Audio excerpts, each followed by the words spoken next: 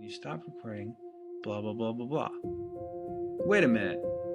The recording has been started. It all began in Southern California in 1996. Mike Shinoda, Delson, Bourdon, Hahn, Dave Farrell, and vocalist Mark Wakefield formed a band called Zero. There were no record deals, no big studios, no fans waiting outside.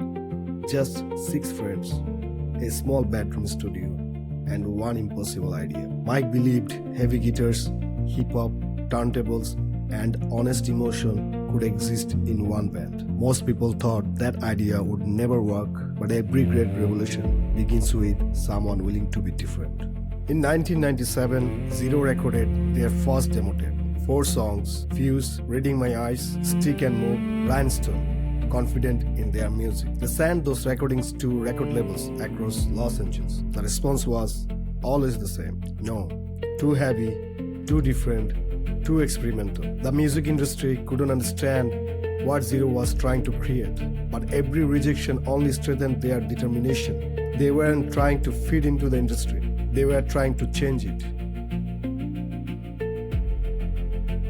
By 1998, the pressure was growing. Money was running out, record labels had closed their doors. After a disappointing showcase, vocalist Mark Wakefield decided to lead the band. For a moment, the dream almost ended. 5 musicians remained searching, not just for another singer, but for the missing piece.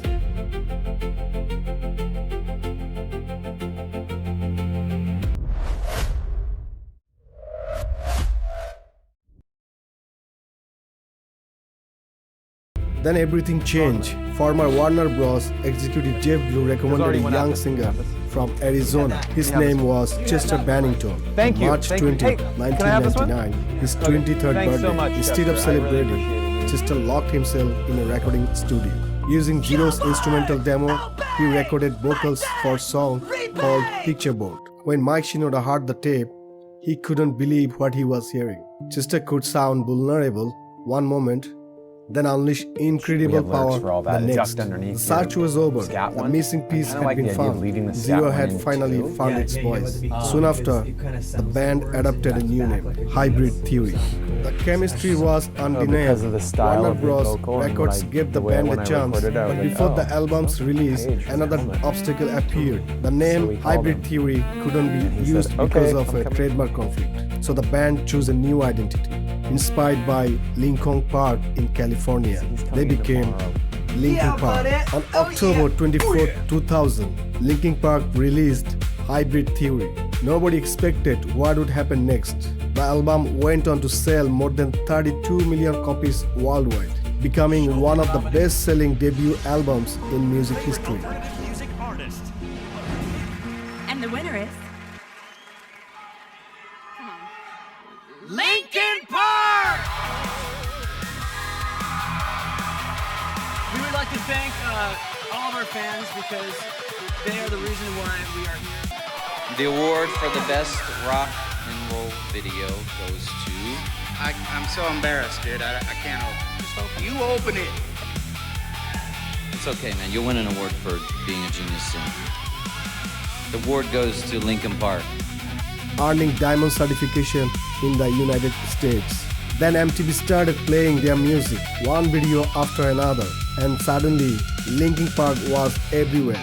Schools, college campuses, cafes, restaurants, car studios, headphones, almost every corner of the world. For millions of millennials, these weren't just songs. They became the soundtrack of growing up.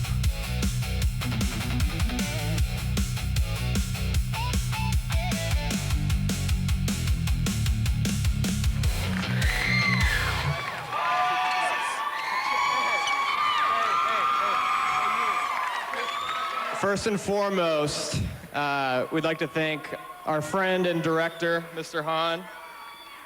Hi. Mr. Hahn! I'd like to thank Chester for letting me blow him up in the video. Thank Warner Brothers Records for letting me burn up a bed in the video. Rob McDermott, our manager, Matt Cottabiano, Side Effects, Mario Mares, Mighty Libatique. Thank you, Metallica, for making metal music so Brad could learn how to play guitar. Metallica! Yeah! And thank you to our fans, because we wouldn't be up here without you guys, and the flag just fell off. And thank you. Then came the song that changed everything in the end. A song about effort, failure, and accepting that some things remain beyond our control. It became Linkin Park's biggest global hit, reaching the top 10 in multiple countries, earning multi-platinum certifications, and becoming one of the most streamed rock songs of all time. More than 2 decades later, millions of people still know every word.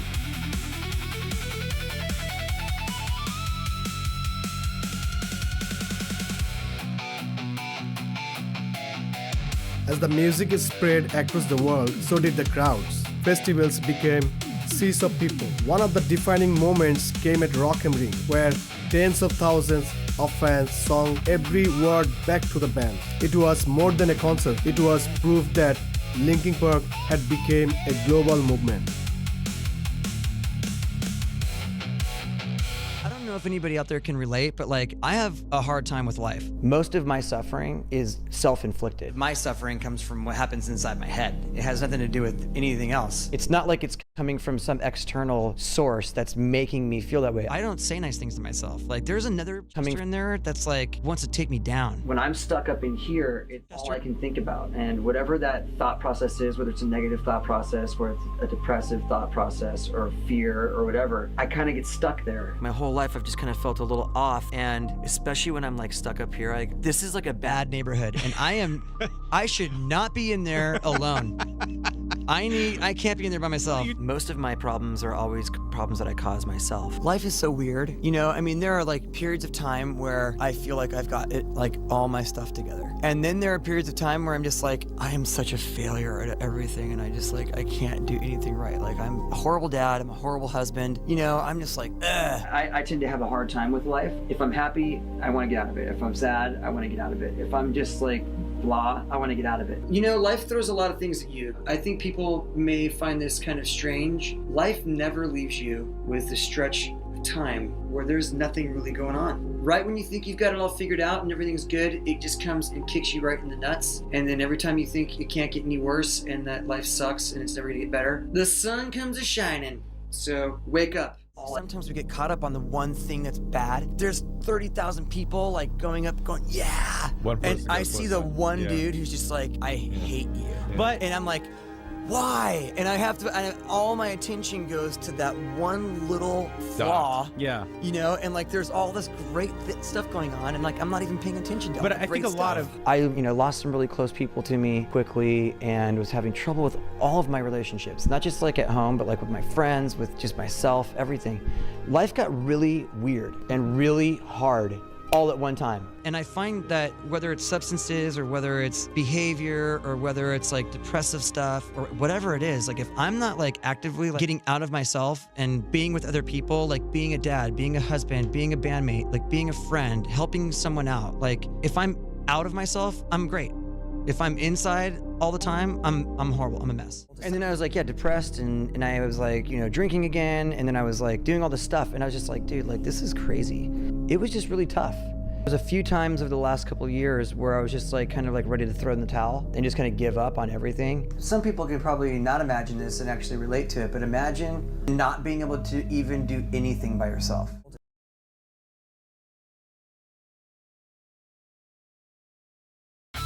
Then came Crawling, a deeply personal song about inner conflict, fear, and losing control. For countless listeners, it gave words to emotions they had never been able to explain. The song won the Grammy Award for the Best Hard Rock Music Performance in 2002, becoming one of the defining songs of the new metal era.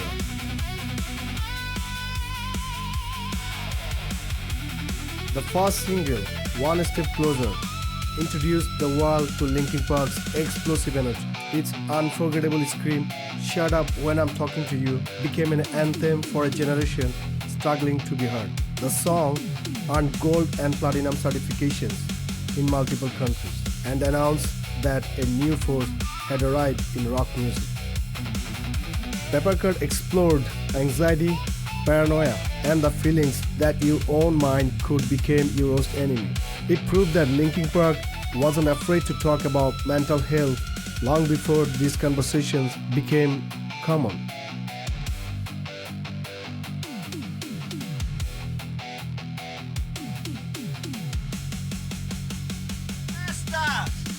As Linkin Park owned the world with his music, one thing never changed: the friendship behind the music. Between sold-out arenas, long flights, crowded airports, shopping trips, and endless miles on the tour bus, they found reasons to laugh. Johan's unforgettable impressions, Chester's contagious laughter, and every band member joining the joke turned ordinary moments into unforgettable memories. For fans, these weren't just backstage clips. These were proof that behind one of the biggest rock bands in history were six friends simply enjoying their ride Welcome together. to Germany. Guten Tag. Our show is the biggest show in Bangkok ever, besides Michael Jackson, of course. Not a Linkin Park tour without some days of intense weather. The dang to Cincinnati, rocking at an amphitheater near yo ass. The dang dang. Cleveland State. We in London? I love Linkin Park. They're my favorite band.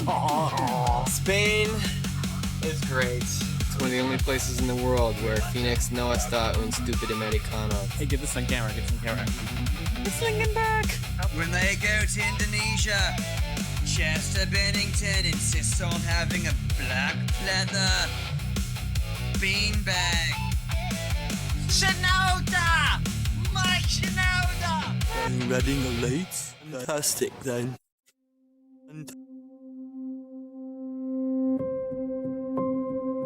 On July 20, 2017, the world fell silent within hours.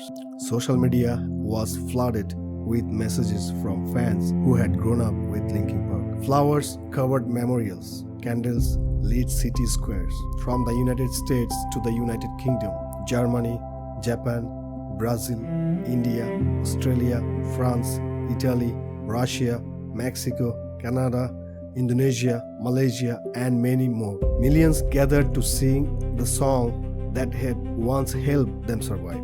Some wrote, "Your music saved my life." Others simply said, "Thank you."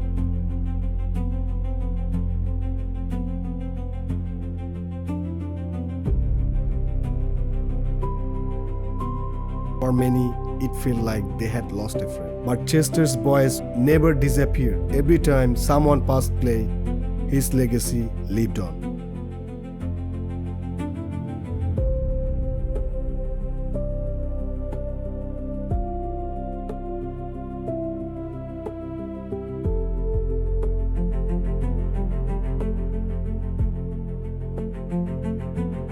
I was 13 when Linkin Park saved me. I'm 35 now and still listening. Chester got me through the darkest time of my life. The world changed when he left.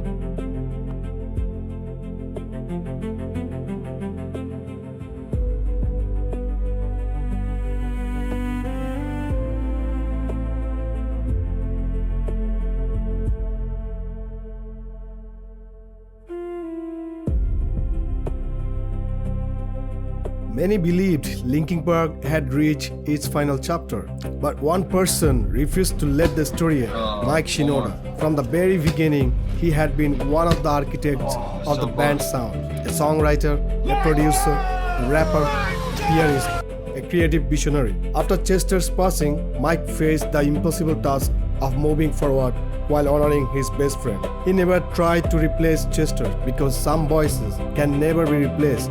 Instead, he chose to protect the legacy while giving the band a future. Years later, Linkin Park returned with Emily Armstrong, opening a new chapter while continuing to celebrate the music that millions still love. Today, arenas continue to sell out, fans continue to sing every word, and Chester Bennington's voice still echoes through every performance. Because legends don't disappear, they live on through the people they inspire. Time moved forward, but Linkin Park never stopped evolving. Through every challenge, Mike Shinoda and his bandmates remained committed to the music, the fans, and the legacy they built together with Emily Armstrong. A new chapter has begun. Not to rewrite the past, but to continue the story. Because some journeys don't end, they simply find a new path.